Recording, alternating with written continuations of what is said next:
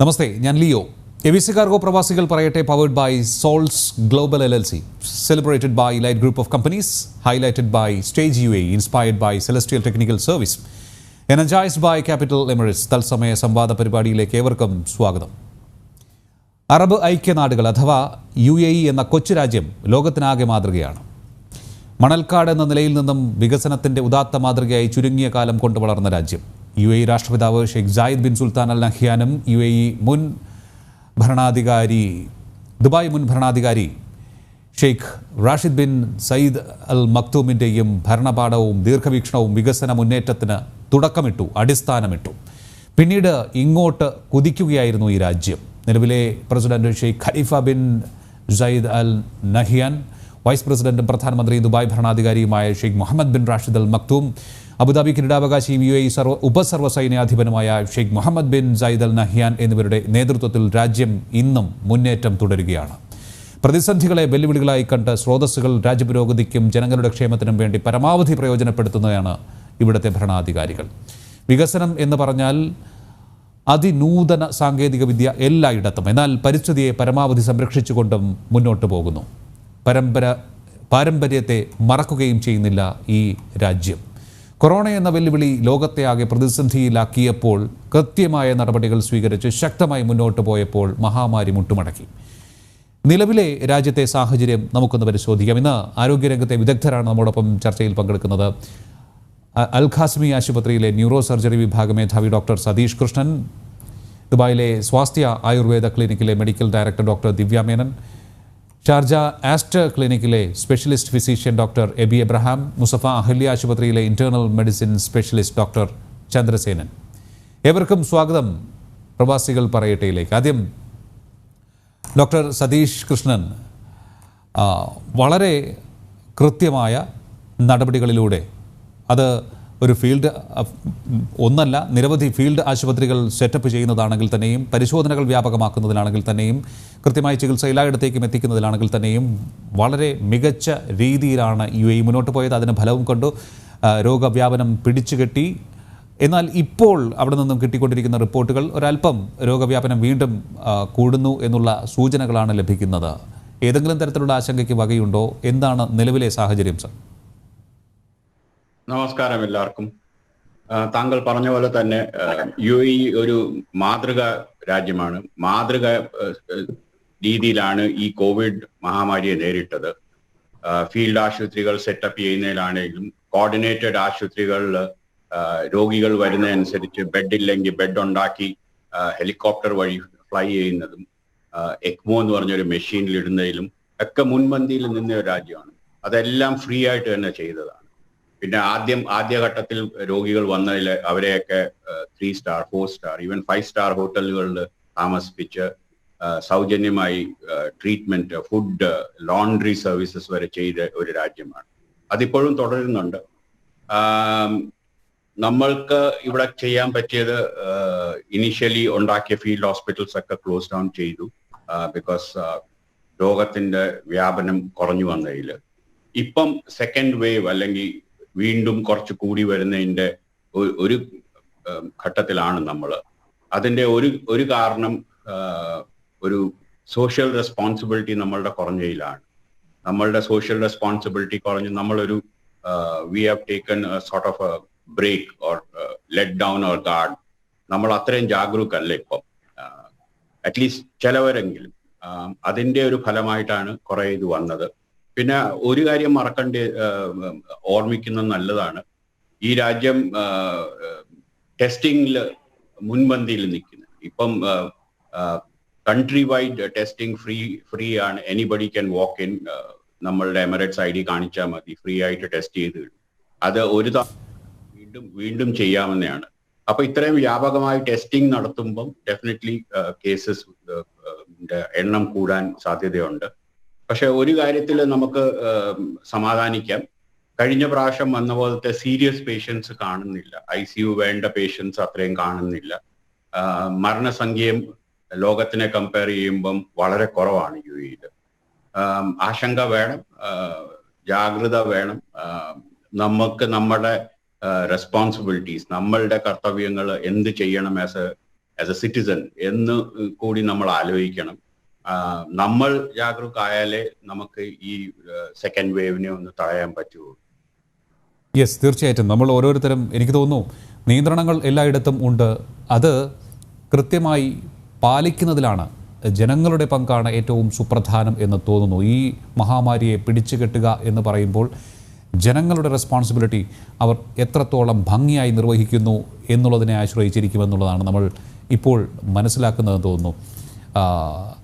എനിക്ക് തോന്നുന്നു ഈ ഒരു വിഷയത്തിൽ ഡോക്ടർ എബി എബ്രഹാം ഈ ഒരു വിഷയത്തിൽ ജനങ്ങളുമായി അടുത്തിടപഴകുകയും അവരെ ചികിത്സിക്കുകയും അദ്ദേഹത്തിന് തന്നെ രോഗം ബാധിക്കുകയും പിന്നീട് ഇപ്പോൾ നെഗറ്റീവ് ആയി വീണ്ടും കർമ്മനിരതനാവുകയും ചെയ്ത ഡോക്ടറാണ്. ഡോക്ടർ എബി, ഇവിടെ നമ്മൾ നേരത്തെ സൂചിപ്പിച്ച പോലെ, ഡോക്ടർ സതീഷ് സൂചിപ്പിച്ച പോലെ ജനങ്ങളുടെ ഉത്തരവാദിത്തം വളരെ വലുതാണ്.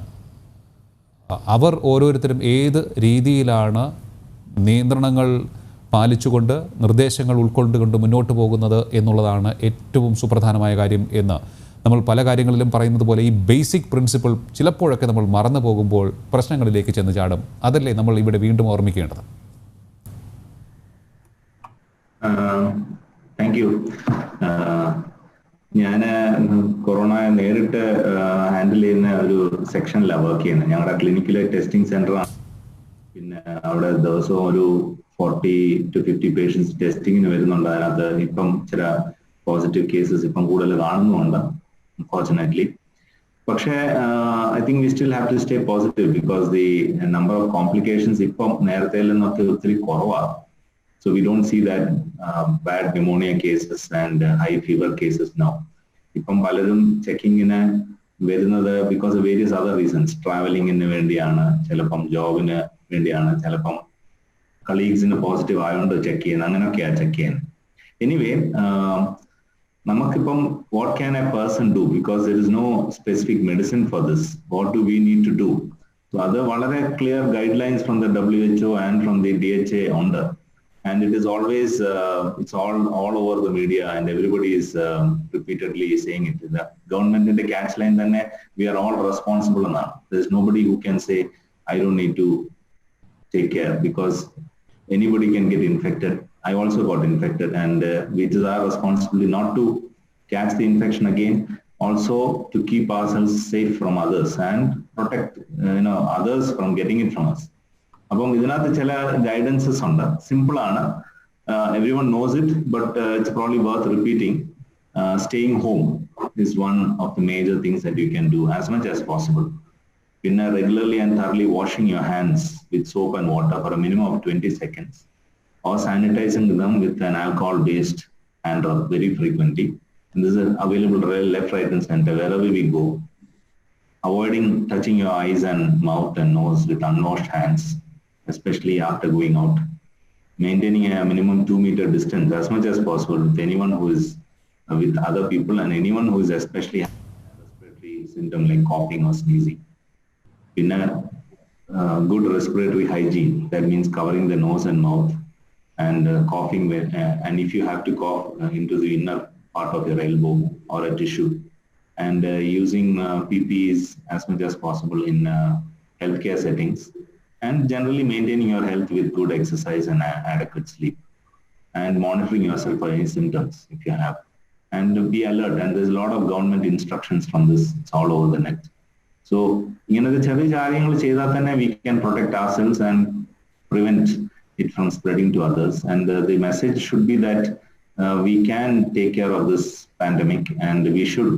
And it is our responsibility. It is everyone's responsibility to follow these simple steps and keep ourselves safe, and the safety of our near and dear ones as well as our colleagues. From jolly cheyada patatilla, people cannot sit at home all the time, so we have to take precautions and work. And I think that's the way forward till we get some medication or a vaccine, which is the possibility in a few months, hopefully. Yes, തീർച്ചയായിട്ടും അത്തരത്തിൽ പ്രതിരോധ നടപടികൾ സ്വീകരിച്ച് തന്നെ നമ്മൾ മുന്നോട്ട് പോകണം. എങ്കിലും നമുക്ക് ചില കാര്യങ്ങൾ, മുസഫ അഹല്യ ആശുപത്രിയിലെ ഇൻറ്റേർണൽ മെഡിസിൻ സ്പെഷ്യലിസ്റ്റാണ് ഡോക്ടർ ചന്ദ്രസേനൻ. ഡോക്ടർ, ഈ ഒരു വിഷയത്തിൽ നമുക്ക് നോക്കുമ്പോൾ കുറേയേറെ ആദ്യമൊക്കെ കേട്ടത് ഇത് ഡേഞ്ചറസ് ആയിട്ടുള്ള ഒരു വൈറസ് അല്ല, നമുക്ക് കൈ കഴുകിയും മാസ്ക് ധരിച്ചും സാനിറ്റൈസ് ചെയ്തും ഒക്കെ അകറ്റി നിർത്താൻ സാധിക്കുന്ന, സാമൂഹ്യ അകലം പാലിച്ചുമൊക്കെ അകറ്റി നിർത്താൻ സാധിക്കുന്ന ഒന്നാണ്. 60 വയസ്സ് കഴിഞ്ഞവരും കൊച്ചുകുട്ടികളും ഒക്കെയാണ് ഇത് കൂടുതൽ വൾണറബിൾ ആകാനുള്ള സാധ്യത. എന്നാൽ കുറേയേറെ ചെറുപ്പക്കാർ ഈ രോഗത്തിന് മരണം സംഭവിക്കുന്ന കാര്യം നമുക്ക് കാണേണ്ടി വന്നിട്ടുണ്ട്. അതും ഗുരുതരമായിട്ടുള്ള മറ്റ് ഇതൊക്കെ പറഞ്ഞു കേൾക്കുന്ന രോഗങ്ങളൊന്നും തന്നെ ഇല്ല എങ്കിൽ പോലും ചിലരൊക്കെ തന്നെ ഈ രോഗത്തിന് അടിപ്പെട്ടു പോകാറുണ്ട്. എന്തായിരിക്കാം അതിന് കാരണം? എന്താണ് അതിന് നൽകുന്ന ഒരു വിശദീകരണം അങ്ങേക്ക് കണ്ടെത്താൻ സാധിച്ചിട്ടുള്ള കാര്യങ്ങൾ? ഒന്ന്, ആരും വയസ്സിന്റെ വെച്ചിട്ടോ അല്ലെങ്കിൽ ഹെൽത്തിന്റെ വെച്ചിട്ടോ ആരും എക്സംപ്റ്റഡ് അല്ല. ആര് ഇത് ഇൻഹെയിൽ ചെയ്യുന്നു, ആര് ഈ ഡ്രോപ്ലെറ്റ് വൈറസ് ഉള്ള ഡ്രോപ്ലെറ്റ് ഇൻഹെയിൽ ചെയ്യുന്നു, അവർക്കെല്ലാം അസുഖം കിട്ടും. ആ ഇനിഷ്യലി കണ്ടേക്കുന്നതെല്ലാം ആദ്യം കിട്ടിയവർക്കെല്ലാം സീരിയസും കൂടെ ആയിരുന്നു. അപ്പം ഒരു മാസ്ക് അല്ലെങ്കിൽ അങ്ങനെയുള്ള ഈ ഇൻഹലേഷൻ പ്രൊട്ടക്ഷൻ ആണ് അതിന്റെ ബെസ്റ്റ്. അത് നമ്മൾ ഈ ഗുണം കിട്ടിയതെല്ലാം അതുകൊണ്ടായിരിക്കാനാണ് സാധ്യത. ഡോക്ടർ സതീഷ് കൃഷ്ണൻ പറഞ്ഞ പോലക്ക് ഇപ്പം അതിന്റെ വിറുലൻസ് കുറഞ്ഞതായിട്ടാണ് കാണുന്നത്. ഇപ്പം വരുന്ന ആർക്കും വെന്റിലേറ്ററിൽ പോകേണ്ട രീതിയോ അല്ലെങ്കിൽ ന്യൂമോണിയ വരുന്ന രീതിയോ ഒരു കാര്യമായിട്ട് അഡ്മിഷൻ വേണ്ട രീതിയിലോ വരുന്ന ഒരു അസുഖം കാണാറില്ല. ഇപ്പൊ ഈ പോസിറ്റീവായിട്ട് കാണുന്നത് എന്ന് പറയുന്നത് ഇൻസിഡന്റൽ ഫൈൻഡിങ് ആണ്. അത് യൂഷ്വലി ഈ പേഷ്യന്റ് രോഗമായിട്ട് വന്ന് ടെസ്റ്റ് കണ്ടുപിടിച്ചേക്കുന്നതല്ല. മോസ്റ്റായി ഈ ഒരു സ്ക്രീനിങ് ആയിട്ട് ചെയ്യുന്ന പോലപ്പോ അല്ല ഇപ്പൊ ഒരു മാസീവായിട്ട് ഗവൺമെന്റ് ഉൾപ്പെടെ ഒരു എപ്പിഡമിക് അല്ല, ഒരു മാസ് സ്കെയിലില് സ്ക്രീനിങ് നടക്കുന്നുണ്ട്. അതിൽ വരുന്ന പോസിറ്റീവായിട്ടാണ് ഇപ്പം കാണുന്നത്. അപ്പൊ ഒരു ആകാംക്ഷയ്ക്ക് വഴിയില്ല. ഓക്കെ. എന്തായാലും അത് സംബന്ധിച്ചുള്ള കാര്യങ്ങളാണ് നമുക്ക് കിട്ടിക്കൊണ്ടിരിക്കുന്നതെങ്കിലും ചില ആശങ്ക വരുന്നത് അത് എങ്ങനെ പരിഹരിക്കാമെന്ന് നോക്കാം. കാരണം ഇനിയിപ്പോൾ അങ്ങോട്ട് ചൂട് കുറഞ്ഞു വരുന്നൊരു സാഹചര്യമുണ്ട് എന്നുണ്ടെങ്കിൽ ഏതെങ്കിലും തരത്തിൽ ആശങ്കയ്ക്ക് വകയുണ്ടാകുമോ എന്നുള്ള കാര്യം നമുക്ക് പരിശോധിക്കാം. അത് ചെറിയൊരു ഇടവേളയിലേക്ക് പോകേണ്ടതുണ്ട്. ഒപ്പം തന്നെ ആയുർവേദത്തിന് എന്തൊക്കെ സംഭാവനകളാണ് നൽകാൻ സാധിക്കുന്നത്, നമ്മുടെ രോഗപ്രതിരോധ ശേഷി ഉയർത്തുന്നതിന് എന്തൊക്കെ നിർദ്ദേശങ്ങളാണ് ആയുർവേദത്തിൽ നിന്നും ഉള്ളത് എന്ന് നമുക്ക് കേൾക്കാം ഡോക്ടർ ദിവ്യയിൽ നിന്നും. നമസ്കാരം എവ്രിബഡി. ഇപ്പോൾ ഇവിടെ UAE ആയുർവേദം പ്രവർത്തിക്കുന്നത് traditional complementary and alternate medicine എന്നുള്ള വിഭാഗത്തിലാണ്. അപ്പോൾ ദുബായ് ഹെൽത്ത് അതോറിറ്റി നമുക്ക് ലോക്ക്ഡൌണിന് ശേഷം May 11 തൊട്ടാണ് ആയുർവേദിക് ക്ലിനിക്സ് പൂർണ്ണമായും തുറന്ന് പ്രവർത്തിക്കാനുള്ള ഒരു അനുമതി തന്നത്. അപ്പൊ തൊട്ട് ഞാൻ സ്വാസ്ഥ്യ ആയുർവേദ ക്ലിനിക്, ഞാൻ കരാമയിലൊരു ക്ലിനിക്കിൽ വർക്ക് ചെയ്യണേ. അപ്പൊ ഞങ്ങൾക്ക് വരുന്ന എൻക്വയറീസ് മുഴുവനും കോവിഡ് പോസിറ്റീവ് ആണ്, ഇനി കൂടുതലും ലക്ഷണങ്ങൾ സിംറ്റംസ് വേഴ്സ് ആവാതിരിക്കാൻ എന്ത് ചെയ്യണം, അല്ലെങ്കിൽ പ്രിവെന്റ് ചെയ്യാൻ എന്ത് ചെയ്യണം, ഇതൊക്കെ ചോദിച്ചിട്ടാണ്. അതായത് ഒരു ന്യൂമോണിയ അല്ലെങ്കിൽ ഹൈ ഫീവറിലൊക്കെ പോകുന്ന കേസൊന്നും നമ്മളുടെ ക്ലിനിക്കിലോട്ട് അങ്ങനെ വന്നിട്ടില്ല. തീർച്ചയായിട്ടും അത് ഒരു എമർജൻസി സിറ്റുവേഷൻ ആണ്. അപ്പൊ പ്രിവെൻഷൻ എന്നുള്ള രീതിയിൽ ഒരുപാട് കാര്യങ്ങൾ ആയുർവേദത്തിൽ ഓൾറെഡി നമ്മുടെ പൂർവികന്മാര്, നമ്മുടെ ആചാര്യന്മാര് പറഞ്ഞിട്ടുള്ള ഒരുപാട് തത്വങ്ങൾ അതിലുണ്ട്.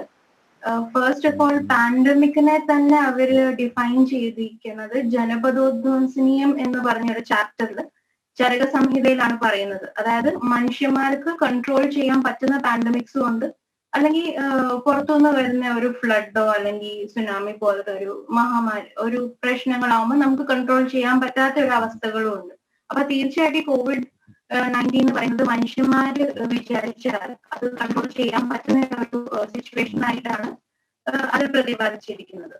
അപ്പൊ ഇത് മെയിൻ ആയിട്ട് ചെയ്യേണ്ടത് നമ്മൾ രാവിലെ എഴുന്നേൽക്കുമ്പോൾ തൊട്ട് രാത്രി കിടന്നുറങ്ങുന്ന വരെയുള്ള ഒരു പ്രോപ്പർ ഡെയിലി റെജീം എങ്ങനെ ഫോളോ ചെയ്യണം എന്നുള്ളത് ദിനചര്യ എന്നുള്ള ഒരു ചാപ്റ്ററിൽ വളരെ നന്നായിട്ട് അത് പറഞ്ഞിട്ടുണ്ട്. രാവിലെ ഇന്ന സമയത്ത് എഴുന്നേൽക്കണം, എഴുന്നേറ്റിട്ട് എന്ത് ചെയ്യണം, അതായത് ഒരു ഹെൽത്തി ലൈഫ് സ്റ്റൈൽ എങ്ങനെ നമുക്ക് മെയിൻറ്റെയിൻ ചെയ്യാം, അതുവഴി നമുക്ക് ഒരുപാട് രോഗങ്ങൾ വരാതെ എങ്ങനെ പ്രിവെന്റ് ചെയ്യാം.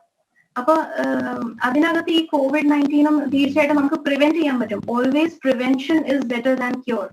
അപ്പൊ അത് വരാതിരിക്കാൻ തീർച്ചയായിട്ടും WHO നിർദ്ദേശിക്കുന്ന പോലെ മാസ്ക് ഉപയോഗിക്കുക, പിന്നെ ഹാൻഡ് സാനിറ്റൈസേഷൻ, സോഷ്യൽ ഡിസ്റ്റൻസിങ്, ഇതിനൊക്കെ പുറമെ നമ്മൾ ഏത് രീതിയിൽ നമ്മുടെ ഇമ്മ്യൂൺ സിസ്റ്റത്തിനെ ബൂസ്റ്റ് ചെയ്ത് വെക്കുന്നു.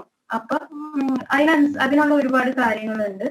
അപ്പൊ തീർച്ചയായിട്ടും അതിൽ കഴിക്കാവുന്ന ഒരുപാട് ആയുർവേദ മരുന്നുകളിൽ കോമൺ ആയിട്ട് കൊടുക്കുന്നത് ചവനപ്രാശ്, ഇന്ദുകാന്തഘൃതം എന്നിവ ആയിട്ടുള്ള മെഡിസിൻസ് ആണ്. പക്ഷെ അത് ഓവർ ദ കൗണ്ടർ ആർക്ക് വേണമെങ്കിലും വാങ്ങിച്ച് കഴിക്കാൻ പറ്റുന്ന ഒരു മെഡിസിൻ അല്ല. നിങ്ങളുടെ അടുത്തുള്ള ഒരു ആയുർവേദിക് ഫിസിഷ്യനെ കണ്ടതിന് ശേഷം മാത്രം പ്രിസ്ക്രിപ്ഷൻ അനുസരിച്ച് വാങ്ങിച്ചു കഴിക്കാവുന്നതാണ്. ബിക്കോസ് നേരത്തെ നമ്മൾ ഡിസ്കസ് ചെയ്ത് ഡോക്ടർ എബി ആയിട്ട് നമ്മൾ സംസാരിച്ച പോലെ എല്ലാവർക്കും ഉള്ള ഒരു സംശയമാണ്. ഇപ്പൊ ഒരു ഡയബറ്റിക് പേഷ്യന്റ് ആണെങ്കിൽ എങ്ങനെയാണ് ചവനപ്രാശം സേവിക്കേണ്ടത്, അല്ലെങ്കിൽ എങ്ങനെ അത് യൂസ് ചെയ്യാം. സാധാരണ അതിലൊരു ശർക്കരയുടെ കണ്ടന്റ് ഒക്കെ കൂടുതലാണ്. അപ്പൊ അതൊക്കെ തീർച്ചയായിട്ടും ആയുർവേദിക് ഫിസിഷ്യനെ കണ്ടതിന് ശേഷം മാത്രം കഴിക്കുക. ബാക്കി ഫോളോ ചെയ്യാനുള്ള കാര്യങ്ങളാണ് ഡെയിലി റെജീം, പിന്നെ ഒരു clean body and mind, proper hours of sleep, proper exercise, ഒരു ഏരിയേറ്റഡ് പ്രോപ്പർ വെന്റിലേഷൻ ഉള്ള റൂമിൽ താമസിക്കുക. പിന്നെ ഒരു പ്രോപ്പർ റെജീം ഫോളോ ചെയ്താൽ തന്നെ നമ്മുടെ ഇമ്മ്യൂൺ സിസ്റ്റം ഒരു ഹെൽത്തി ഫുഡ് കഴിക്കുക.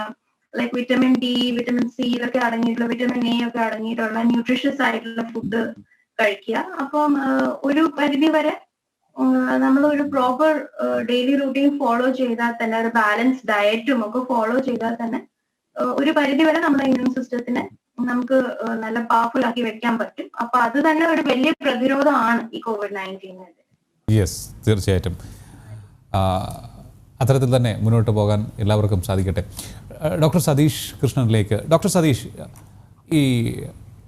ഇതിൻ്റെ വൈറസിൻ്റെ സ്വഭാവം ഇടയ്ക്കിടെ മാറിക്കൊണ്ടിരിക്കുന്നു എന്നൊക്കെ ഉള്ള റിപ്പോർട്ടുകളും നമുക്ക് വായിക്കേണ്ടി വന്നിട്ടുണ്ട്.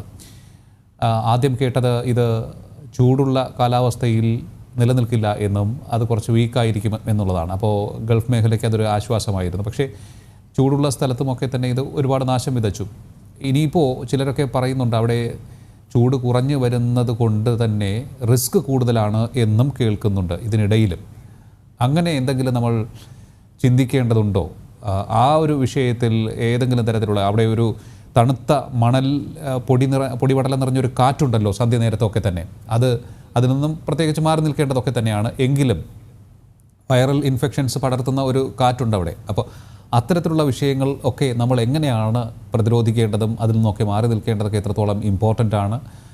നേരത്തെ സൂചിപ്പിച്ച പോലെ ഈ തണുപ്പിനെ എങ്ങനെയാണ് നമ്മൾ പ്രതിരോധിക്കേണ്ടത്? അത് പ്രശ്നമാണ് എന്നുണ്ടെങ്കിൽ, കൂടാതെ തണുത്ത ഭക്ഷണം കഴിക്കുന്നതും ഒഴിവാക്കേണ്ടതാണോ നമ്മൾ നമ്മുടെ ശരീരത്തെ കൂടുതൽ പ്രതിരോധശേഷിയുള്ളവയായി വയ്ക്കുവാനായി? ഇതിൽ രണ്ട് കാര്യങ്ങളുണ്ട്. ഈ പാൻഡമിക് അല്ലെങ്കിൽ ഏത് മഹാമാരി ആണെങ്കിലും അത് നമ്മൾ ഫസ്റ്റ് ടൈം ഫേസ് ചെയ്യുമ്പോൾ നമുക്ക് മെഡിക്കൽ ഫീൽഡിന് തന്നെ വലിയ ആശങ്ക ഉണ്ടാക്കും. നമുക്ക് നമ്മളുടെ നോളജ് തന്നെ അത്രയും പര്യാപ്തമല്ല. അപ്പം മാസങ്ങൾ കഴിയുമ്പോഴത്തേക്ക് നമ്മൾ തന്നെ ഈ അസുഖത്തിനെ പഠിച്ച് നമ്മൾ ബാക്കിയുള്ള ലോകത്തിൽ എങ്ങനെ നടത്തി, എന്തൊക്കെ ചെയ്തു എന്നും കൂടെ പഠിച്ച്, so you are better prepared to deal with any disease like a pandemic when we proceed along the course of that pandemic. അപ്പോൾ ഇതില് ആദ്യം വന്ന ആശങ്ക എന്ന് പറഞ്ഞാൽ എല്ലാ സർഫേസിലും ഈ വൈറസ് കാണും, ഈ വൈറസ് എവിടുന്ന് വേണം ചാടി വരാം, നമ്മളെ കയറി പിടിക്കും എന്നൊക്കെ ആയിരുന്നു. അതിനൊരു വിരാമം, അറ്റ്ലീസ്റ്റ് അല്പമായ ഒരു വിരാമമെങ്കിലും കൊടുത്തിട്ടുണ്ട്, WHO തന്നെ കൊടുത്തിട്ടുണ്ട്. സർഫേസിൽ നിന്ന് അത്രയും വരില്ല. പിന്നെ രണ്ടാമത്തെ കാര്യം, വൈറസ് പിടിക്കുന്നതുകൊണ്ട് സൂക്കേട് വരണമെന്ന് നിർബന്ധമൊന്നുമില്ല. Virus may be asymptomatic. അത് all depends upon the viral load. നമ്മൾ എത്ര നമ്മളുടെ ശരീരത്തിലേക്ക് പോകുന്നു, അത് റിപ്പീറ്റഡ് ആണോ അല്ലയോ ഒന്നും കൂടെയാണ്. അപ്പൊ വൈറൽ ലോഡ് പോകേണ്ട സർഫേസ് അല്ല, റൂട്ട് എന്ന് പറയുന്നത് വായ, മൂക്ക് ുള്ള മ്യൂക്കസ് മെംബ്രെയിൻ വഴി ലങ്സിലേക്ക് പോവുക, അല്ലെങ്കിൽ കണ്ണിന്റെ പുറത്തു നിന്നുള്ള സർഫേസ് വഴി ശരീരത്തിൽ കയറുക. ഇത് മാത്രമേ ഉള്ളൂ നമ്മളുടെ എക്സ്പോസ്ഡ് ഏരിയാസ്. ബാക്കിയുള്ള പിന്നെ കയ്യിൽ കയ്യിൽ കണ്ടാമിനേഷൻ വന്നിട്ടുണ്ടെങ്കിൽ അത് ഈ 3 സോഴ്സിലെ സ്ഥലത്ത് കൂടെയാണ് ഇത് കയറാൻ പോകുന്നത്. പിന്നെ അടുത്ത പ്രശ്നം വരുന്നത്, what happens to when you get other infections? Other viral infections common ആണ്. ഏത് വൈറൽ ഇൻഫെക്ഷനോ അല്ലെ ഏത് ബാക്ടീരിയൽ ഇൻഫെക്ഷനോ വന്നാൽ നമ്മുടെ ഇമ്മ്യൂണിറ്റി കുറയും. അപ്പം ഈ രോഗം വന്നാലും അതിന്റെ വ്യാപനം അല്ലെങ്കിൽ അതിന്റെ ഹാനികരമായ എഫക്റ്റ് ബോഡിയിൽ ഡെഫിനറ്റ്ലി കൂടുതലായിരിക്കും. ബിക്കോസ് നമ്മളുടെ ഓൾറെഡി ഒരു അസുഖം കൊണ്ട് നമ്മളുടെ ഇമ്മ്യൂണിറ്റി കുറഞ്ഞിരിക്കുകയാണ്. അപ്പം ഏത് ഓപ്പർച്യൂണിസ്റ്റിക് ആയിട്ടുള്ള ഈ വൈറസും അതിന്റെ ഫുൾ പൂർണ്ണതയിൽ കാണിക്കും.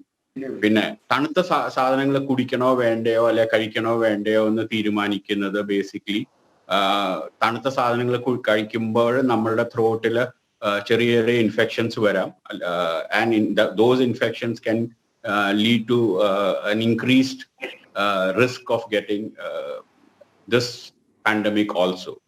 അങ്ങനെ നമ്മളുടെ ഇമ്മ്യൂണിറ്റി കുറയുന്ന എന്ത് കാര്യവും നമ്മൾ ചെയ്യരുത്. ഇമ്മ്യൂണിറ്റി നമ്മൾ കാത്തു സൂക്ഷിച്ചുകൊണ്ട് നമ്മളുടെ ഹെൽത്ത് മെയിൻറ്റെയിൻ ചെയ്തുകൊണ്ട് ഈ മഹാമാരിയെ പ്രിവെന്റ് ചെയ്യാൻ ഡെഫിനറ്റ്ലി നോക്കണം. തീർച്ചയായിട്ടും. അപ്പോൾ ഈ വരുന്ന ഈ തണുപ്പ് കാലത്തെ നമ്മൾ വളരെ ജാഗ്രതയോടുകൂടി തന്നെ നേരിടണം അല്ലേ? ഇതിപ്പോൾ കണ്ടുകൊണ്ടിരിക്കുന്നവർക്കൊക്കെ ഫോർ ഷുവർ തണുപ്പ് കാലത്ത് നമ്മൾ ജാഗ്രതയോട് നേരിടണം എന്ന് പറഞ്ഞാൽ നമുക്ക് ബാക്കിയുള്ള അസുഖങ്ങളൊക്കെ വളരെ കോമൺ ആണ്. And specially respiratory infections common ആണ്. അത് ബാക്ടീരിയൽ ആയാലും വൈറൽ ആയാലും.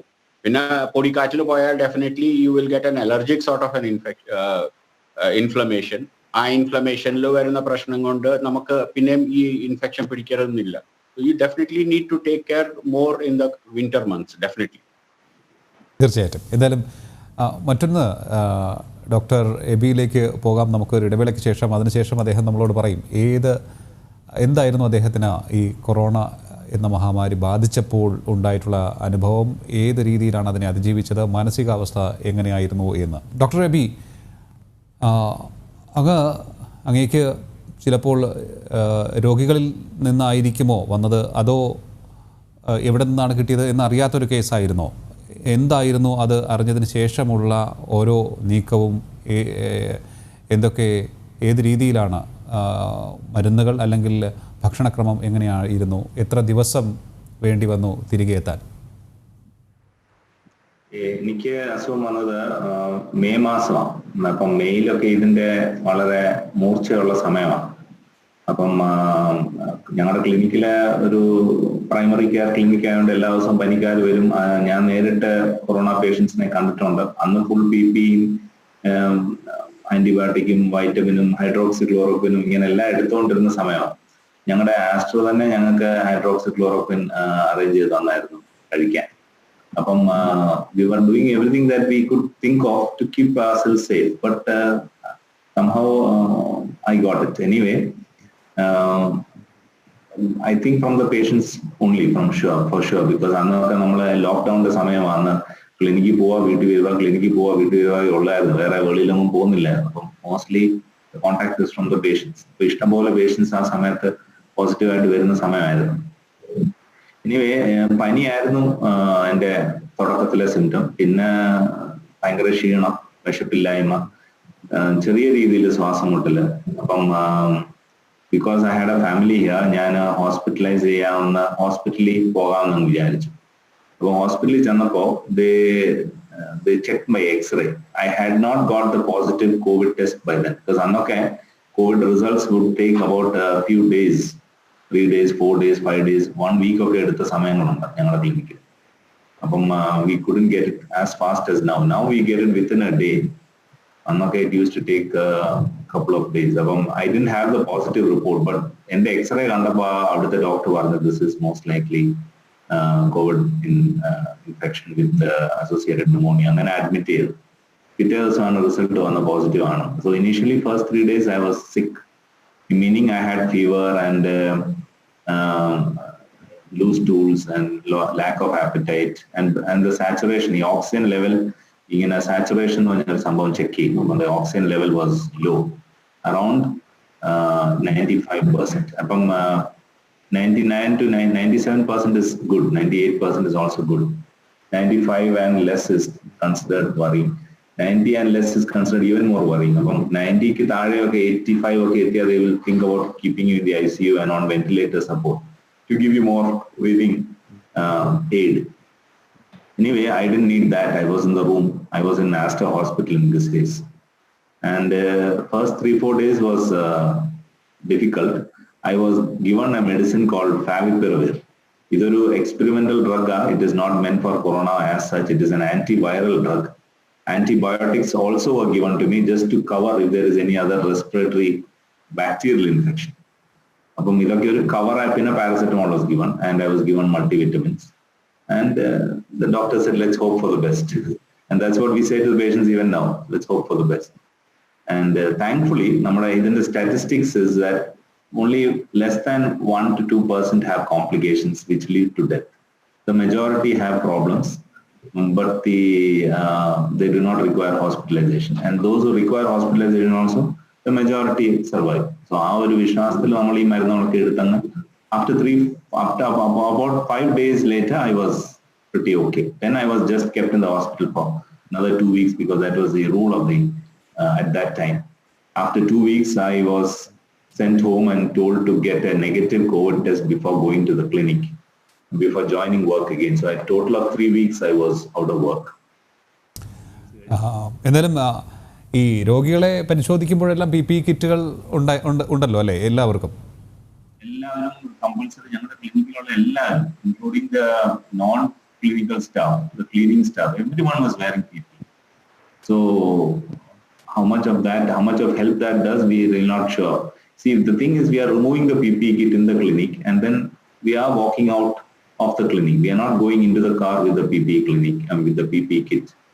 വീട്ടിൽ വന്നിട്ട് നമ്മൾ പെട്ടെന്ന് തന്നെ കുളിക്കാനൊക്കെ പോയെങ്കിലും there is a chance of getting contaminated in between these procedures. We are coming to the clinic in one dress, changing to the PPE.